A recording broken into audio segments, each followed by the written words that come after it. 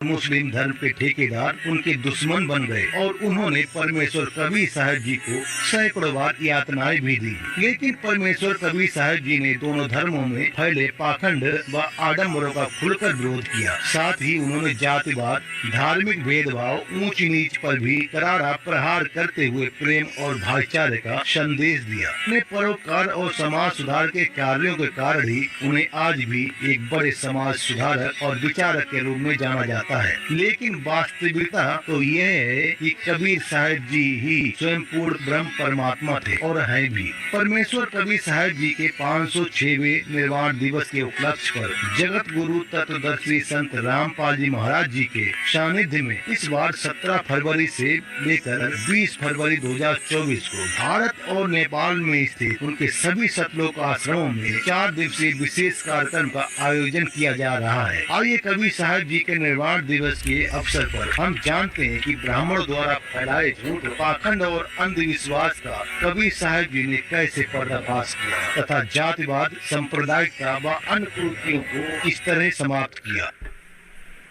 गोरखपुर से 25 किलोमीटर की दूरी पर एक कस्बा है और उस कस्बे का उस समय एक बिजली खान नाम का पठान नवाब था। वो भी कबीर परमेश्वर जी का शिष्य हो गया था। एक बार वहां अकाल गिर गया था मगर स्टेट में, मगर रियासत में, और सभी जंतर मंतर कर लिए थे। सभी सिद्ध पुरुषों ने हाथ खड़े कर लिए थे कि तुम्हारे संस्कार में 4 वर्ष वर्षा नहीं है, 4 वर्ष का अकाल गिरेगा ही गिरेगा। तब कबीर परमेश्वर जी के पास बिजली खां पठान स्वयं गए थे, परमात्मा मगर में आए थे और आते ही वर्षा ने जबरदस्त वर्षा करवा दी थी। सब भर दिए थे तालाब, तो लोग सब एक कमेर कर दिया था।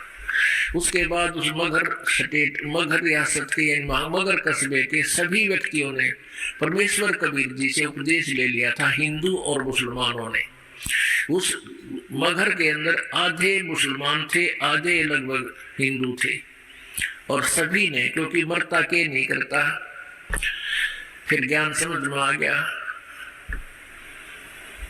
तो मगर रियासत का जो नवाब था वो बिजली खां पठान भी कबीर परमेश्वर जी का शिष्य था।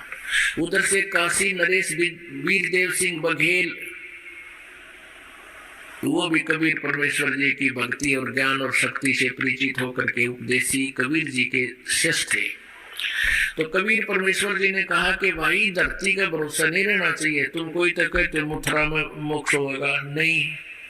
परमात्मा कहते हैं मुक्ति खेत मथुरा